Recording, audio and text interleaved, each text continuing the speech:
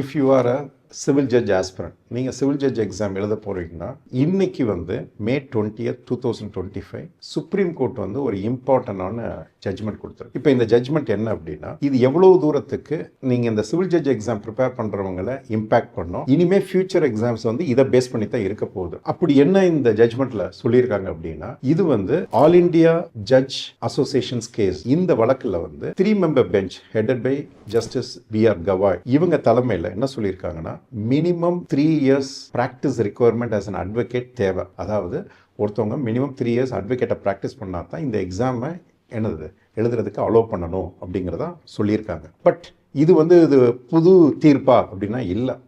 Actually இந்த debate fresh கிராஜுவேட்ஸாக எந்த practice இல்லாமல் சிவில் ஜட்ஜ் எக்ஸாம் எழுத விடலாமா, இல்லை மினிமம் ரிக்வயர்மெண்ட் ஆஃப் ப்ராக்டிஸ் தேவையா அப்படிங்கிற டிபேட் ஒரு 30 வருஷமாக ஓடிக்கிட்டு இருக்கு. இப்போ ஃபஸ்ட்டு இதை எடுத்துக்கிட்டிங்க அப்படின்னா, அதாவது 1993 ஆல் இண்டியா ஜட்ஜஸ் கேஸ் அப்படிங்கிற இதில் இதே சுப்ரீம் கோர்ட் இன்னைக்கு என்ன தீர்ப்பு சொல்லியிருக்காங்களோ அதை தான் அன்றைக்கி சொன்னாங்க.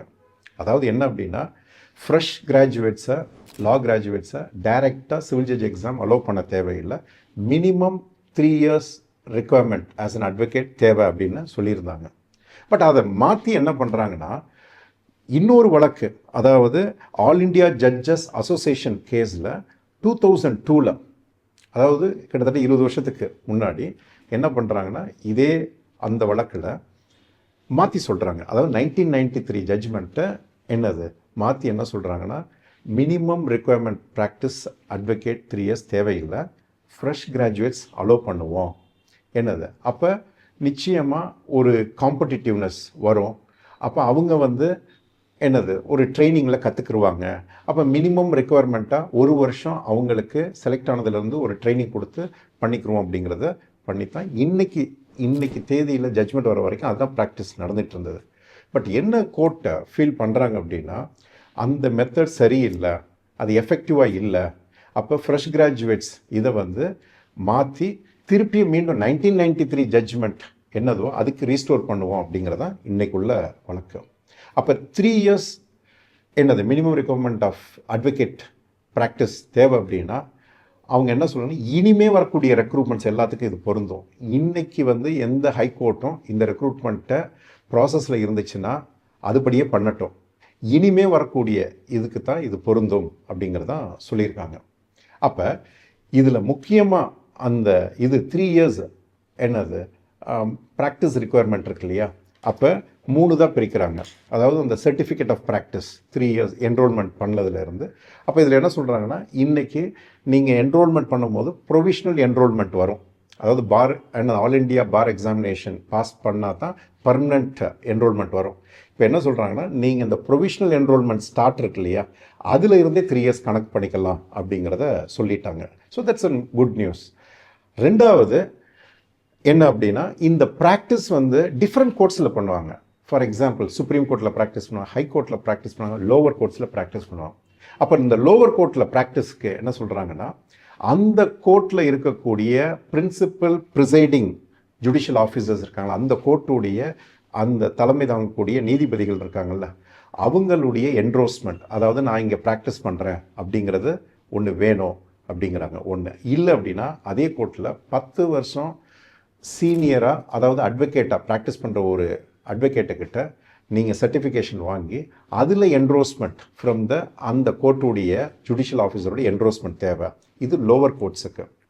இப்போ இன்னொரு கேட்டகரி இருப்பாங்க, ஹை கோர்ட்லேயும் சுப்ரீம் கோர்ட்லேயும் ப்ராக்டிஸ் பண்ணுது. இப்போ இவங்களுக்கு என்ன சொல்கிறாங்கன்னா, மினிமம் அந்த சர்டிஃபிகேட் எந்த சீனியர்கிட்ட நீங்கள் ப்ராக்டிஸ் பண்ணுறீங்களோ, ஆர் நீங்கள் இண்டிவிஜுவலாக கூட ப்ராக்டிஸ் பண்ணலாம். பட் நீங்கள் ஒரு சீனியர் 10 years ஸ்டாண்டிங் ப்ராக்டிஸில் இருக்கவங்கள்ட்ட சர்டிஃபிகேஷன் வாங்கி அந்த ஹைகோர்ட்டோ சுப்ரீம் கோர்ட்டோ ஒரு டெசிக்னேட்டட் ஆஃபீஸர் நியமிப்பாங்க, இவங்கள்ட்ட இருந்து நீங்கள் என்ரோஸ்மெண்ட் வாங்கிக்கணும், அவங்கள்ட்ட வாங்கினா போதும். அதாவது அந்த 3 years ப்ராக்டிஸ்க்கு. இன்னொரு கேட்டகரி இருக்குது, லா கிளர்க்ஸ். என்ன அப்படின்னா, சில கிராஜுவேட்ஸ் ஜட்ஜஸ்க்கு லா கிளர்க்ஸ் தான் இந்த ஜட்ஜ்மெண்ட் சைட்டேஷனில் எடுத்து கொடுக்கறதுக்கு இருப்பாங்க இல்லையா, இவங்களுக்கு அந்த 3 years ப்ராக்டிஸ் கவுண்ட் ஆகும்ட்டாங்க. ஸோ இதுவும் ப்ராக்டிஸில் வந்துடும். அப்போ 3 கேட்டகரியை பிடிக்கிறாங்க. ஒன்று lower courts, high court and supreme court and law clerks.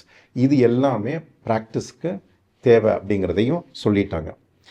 இன்னொன்று இம்பார்ட்டண்டான இம்பேக்ட் என்னது லா கிராஜுவேட்ஸ்க்கு என்ன அப்படின்னா, நீங்கள் ஃப்ரெஷர்ஸாக இருந்தீங்கன்னா காலேஜில் இருந்து தியரிட்டிக்கல் பேஸ் கான்செப்ஷுவல் பேஸோடு வருவீங்க. பட் ஆனால் அந்த ப்ராக்டிஸ் எது? அப்போ ப்ராக்டிஸுங்கிறது வந்து சம்திங் லைக் காலேஜில் வந்து இன்டர்ன்ஷிப் ப்ரோக்ராம் அப்படின்னு வச்சுருப்பாங்க.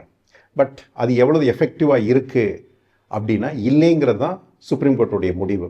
அப்போ காலேஜஸ்லாம் இந்த இன்டர்ன்ஷிப் ப்ரோக்ராம் வந்து பெருசாக என்னது யாரும் ஒரு ஃபார் நேம் சேக் தான் நடத்துகிறாங்க, யாரும் பெருசாக அந்த இன்டர்ன்ஷிப்பை சீரியஸாக இல்லை அப்படிங்கிறது தான். அப்போ என்ன பண்ணுறாங்கன்னா, கிராஜுவேஷன் முடிஞ்சோன்னே நீங்கள் கோர்ட் சொல்கிறது வந்து ரியல் இன்டர்ன்ஷிப் ப்ரோக்ராம் என்ன அப்படின்னா, இப்போ சிவில் கோர்ட்டோ இல்லை எந்த கோர்ட்டுக்கு போனால் ரூல்ஸ் ஆஃப் ப்ராக்டிஸ் இருக்குது, அந்தந்த கோர்ட்டுக்கான ரூல்ஸ் ஆஃப் ப்ராக்டிஸ். இப்போ அதை தெரிஞ்சுக்கிட்டு அதை அப்சர்வ் பண்ணி நீங்கள் தியரியில் என்னது கற்றுருக்கீங்களோ அதை தெளிவாக புரிஞ்சு இந்த ரூல்ஸ் ஆஃப் ப்ராக்டிஸோடு அந்தந்த கோர்ட்டோடைய ரூல்ஸ் ஆஃப் ப்ராக்டிஸோடு நீங்கள் என்னது ப்ராக்டிஸ் பண்ணுறது தான் அவங்க எதிர்பார்க்குறாங்க.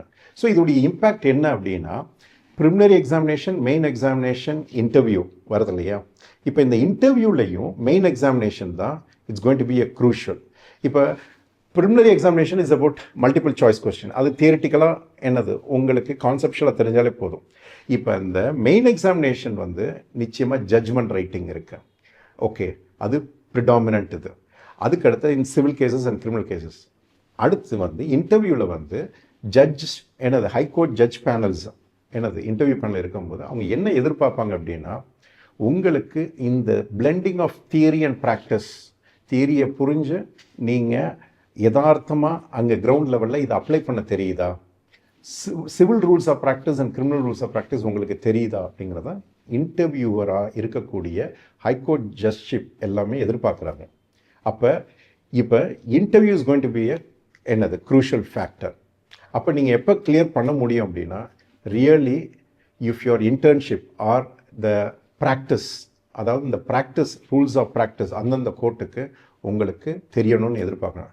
பட் இந்த சிவில் ஜட்ஜ் எக்ஸாம் வந்து ஏன் இம்பார்ட்டன்ட் அப்படின்னா, இந்த அப்பாயின்மெண்ட் இந்த எக்ஸாமுக்கு தயார் பண்ணுறவங்க வந்து they'll be posted as a civil judge in civil courts and magistrates in the criminal courts.